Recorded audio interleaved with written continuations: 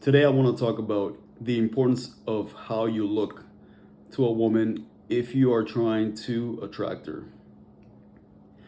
A lot of guys think that whatever you're born with is 80% of what you got. So, what I mean by that is if you aren't born tall, if you're not fit naturally, if you don't have a good looking face, you're pretty much doomed. But that's not true. When it comes to attracting a woman, I would say 50% or more is all about presentation. See, women respond a lot better to advertisement, to marketing. So if you market yourself right, you're going to be a lot more successful than if you are born with great genes and you don't market yourself at all. If you have poor presentation and your genetics are amazing, women are still not going to see it. Also, when you improve your presentation, it says more about you than just your looks. It also speaks about your confidence. It also speaks about your self-worth. If you think that you're someone who should be taken care of, if you take care of yourself, it means that you find yourself to be important. You're important to yourself. People only take care of things that they find important. If you have an old car, crappy car that you're gonna get rid of soon, you don't really care. You're not gonna change the oil. You're not gonna take it for a wash. But if you have a new car that you worked hard to earn and it's really important to you, then you're most likely gonna wash it regularly. You're gonna change the oil regularly, and you're gonna make sure nobody steps inside with their shoes dirty. So same goes for you. If you take care of how you look, you take care of yourself, it says a lot about your self-worth. So I'm going to speak about the presentation today of what to do from your neck up. And then another video, we're going to talk about what to do with the rest of your body. But first, I want to clarify something because a lot of guys have trouble understanding. When a guy judges a woman's looks, he's really trying to peel the layers and look at her genes, how she looks genetically, fresh out of the shower, no makeup on, completely naked. So he's looking at her body fat, he's looking at her fat distribution, he's looking at her level of fitness, her skin tone, her hair, he's looking at her face, all of that. When women look at men, they're easily manipulated by how the guy presents himself. They're really looking a lot more at what clothes he's wearing, what jewelry he's wearing, his haircut, so on and so forth. I think a lot of guys have a lot of trouble understanding this because this is a woman's brain is in some ways much different from a man's, especially when it comes to biological things like fighting or attraction, sexual attraction. So let's start with the hair. It's important that you always keep a clean cut. If you have long hair, then you have long hair, but always make sure that you look stylish. If you don't know what to do with your hair, look at some fashion blogs or magazine, whatever you have, whatever you can find online. Look at the trends that are happening today. Make sure you always have a haircut. If you have short hair like me, try to cut your hair weekly. Get a fade. Don't let it get too long and bushy. Style it as well. I use hair glue to style my hair. It keeps it nice and firm. It holds it the way I want to. My hair doesn't go up naturally. It comes down and it blocks my forehead. I tend to look better when I put it up. So for that, I use hair glue. Make sure you always do something natural with your hair. Some guys get lazy and they let their hair grow over here at the side, covering their ears, and it just looks messy. And it looks, I would say that this could be a disqualifier. If you're trying to seduce a woman, especially in North America, a woman will disqualify a man quickly. They're looking for things to disqualify a man. So if you have bushy hair and the last couple of guys she went out with have great presentation, she'll disqualify you immediately. So if you want a competitive advantage, make sure you always take care of yourself. Make sure you have a clean cut. I would suggest a fade. The next thing you should take care of is if you have abnormal facial hair. So if you have a unibrow, you have bushy eyebrows, you have hair growing randomly on your forehead, on the sides, or whatever. I usually cut the top here. I didn't do it today because I didn't go out. So make sure you get rid of that. The top of the beard, you can shave off.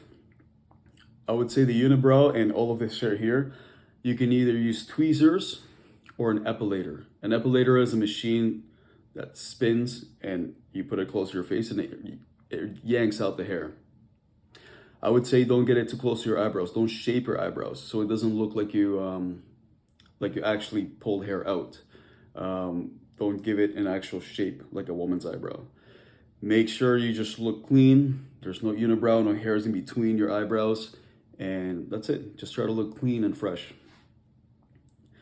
For your teeth, if you have really crooked teeth, perhaps you should consider getting braces. Other than that, if they're a little bit crooked, I don't think it's a big deal. If they're very yellow, you can consider teeth whitening. I haven't done teeth whitening myself, but if there are levels of whiteness, don't go for something very white. Don't try to still make it look natural so that you don't have these crazy, abnormal, white-looking teeth and it's very obvious that you got them whitened. Only do it if you have coffee stains and they're very yellow. If you are somebody who builds up tar on your teeth easily, make sure that never shows. When it starts to show, go for a teeth cleaning. I know they're expensive, but it's worth it. I don't think you'd want to kiss somebody who has tar on their teeth. What you can do also is brush daily. Use an electric toothbrush and make sure you do it after every meal or as much as you can. Most people won't do it after every meal because it's inconvenient, but that's what you're supposed to do. That allows you to not build up tar, by the way. So try to keep your teeth as clean as possible. Also, make sure that your breath, this is not about your look, but it is about your presentation. Make sure you have fresh breath. I don't know if you've ever been with somebody, you've been on a date with a girl, and her breath stinks. How repulsive is that? You might disqualify her, or you might not, depending how thirsty you are in that moment. But there's a chance that many girls are disqualifying you because they can smell your breath from across the table. So one thing I do is I make sure to floss. Floss, brush, and then brush your tongue. That's a big one. There's a lot of bacteria that builds up on the inside the tongue. The tongue is like a sponge. It holds particles. So make sure you brush 10 seconds, 10 full seconds. Put water on the toothbrush and then another 10 seconds. Do it 3 times. That should help a lot. And then use a mouthwash. Do it 3 times for 20 seconds each. Make sure you do it for a whole minute. And then do a test. Ask somebody how your breath is. It should be fine by then. Get into the habit of doing this every time you go out. Make sure you always have good breath. There are some odors, some body odors that are okay. For example, a lot of people wear deodorant thinking that they're doing a service to themselves by wearing deodorant. But deodorant blocks out a secondary sexual characteristic, which is what people find attractive in each other. We find secondary sexual characteristics attractive. So some of these things are, for example, body hair, pubic hair, body odor. On a woman, it would be breasts, wide hips. On a man, it would be a beard, muscle. So these things are given by sex hormones, and they help signal your fertility to possible mates. So when you block out your body odor, you're getting rid of one of those secondary sexual characteristics. So you become less attractive. I know that it's not a traditionally good smell, but it's probably there to be attractive. It's intended to be attractive. It signals a healthy balance of hormones. If you take certain medications that make your hormones off balance, if your testosterone declines, or if your thyroid, your T3 hormone declines, you'll lose your body odor, your armpit odor. And so that signals that you have an imbalance of hormones in the body. You're less healthy. When you have body odor, it signals something good about you. So don't try to get rid of it. If it's too strong, then maybe consider wearing just a little bit of deodorant. Don't put too much on, just to lower the amount. That's all. I stop wearing deodorant, and I find that after a date, after I sleep with the girl, I lay back on the bed, and they always stick their faces right there. Now, they might pretend they don't like it if you ask them. Who knows? But they definitely like it. I guarantee it. It sounds weird, but hey, try it out. But one smell that they don't like for sure, nobody likes this, is bad breath. Because bad breath signals an imbalance in the mouth as well. The good bacteria is not there, and so you have a growth of bad bacteria. And so you want to get rid of that for sure. So make sure you floss, you brush your tongue, and you use mouthwash. Now moving on to the beard. If you are someone who can grow facial hair, grow it. If it's weird and patchy, maybe only grow a mustache and beard, just a small portion of it, and shave the rest. But if it's only slightly patchy, like mine is, you cannot see it because it's long. I suggest try to let it grow and see what happens. See what it looks like when it grows longer. Because chances are, when it grows longer, the hair is going to cover the patchiness, and you won't be able to tell that it's patchy. Make sure that if you do grow a beard, by the way, you can also keep a 5 o'clock shadow, a scruff. Women tend to find that attractive as well. There are some exceptions, of course, but overall, women find facial hair attractive. And the reason is, or a possible reason, it's a very masculine trait. A beard is something that some men can grow, but no woman grows. So if you have another species judging whether this human is male or female, if it has a beard, then they would for sure know it's a male.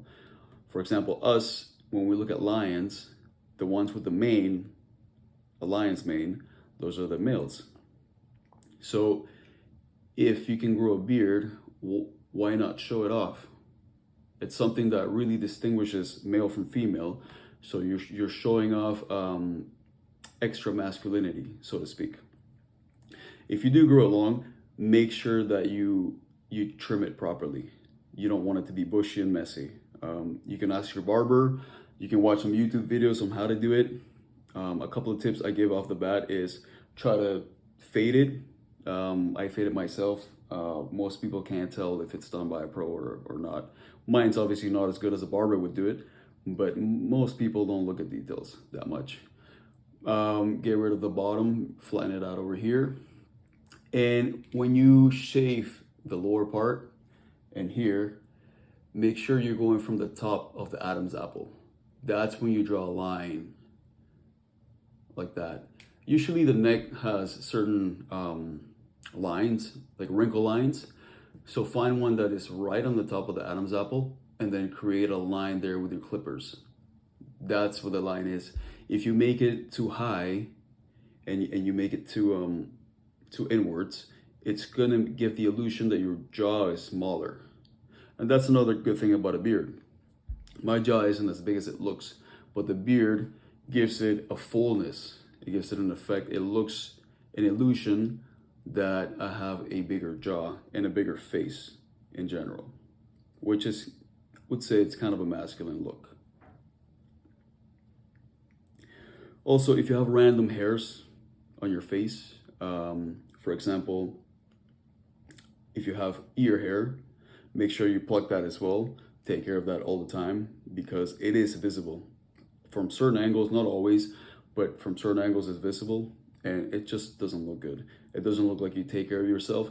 It doesn't look like you pay enough attention to detail. And if you pay attention to detail, it speaks about your intelligence. Something else you can do is, I don't have it on me, but it's called a jaw exercise or jaw exercise. It's a little rubber ball. You just put in your mouth and you bite over and over and you do reps and it works out the jaw muscles right here.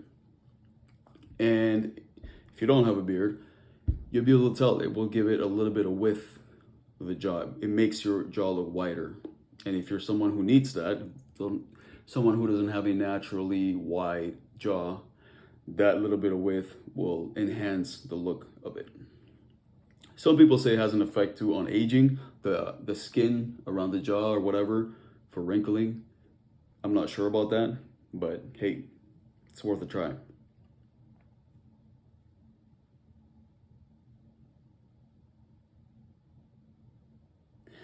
Okay, now for jewelry, wearing jewelry is good. Women find it attractive. Firstly, it looks good, depending on what kind you get, of course. I wouldn't go with something too big and tacky, but hey, that depends on you and that depends on the fashion at the time. I say always go with the trend because women go with the trend. Most likely, you're not going to be able to fight the trend. You might be a very alpha dude who says, I'm going to do things my way. I'm not going to go with the fashion at the time or whatever. But the thing is, hey, if you can make that work, go ahead. But try going with what's fashionable at the time. Simply because they're already selling it for you. Women look at fashion blogs. So when they see models dressed a certain way and presenting themselves a certain way, they start to like that. They think that's what's cool, that's what's attractive. So why not use that to your advantage and present yourself in the way that the models do in fashion blogs? It's already doing advertising for you.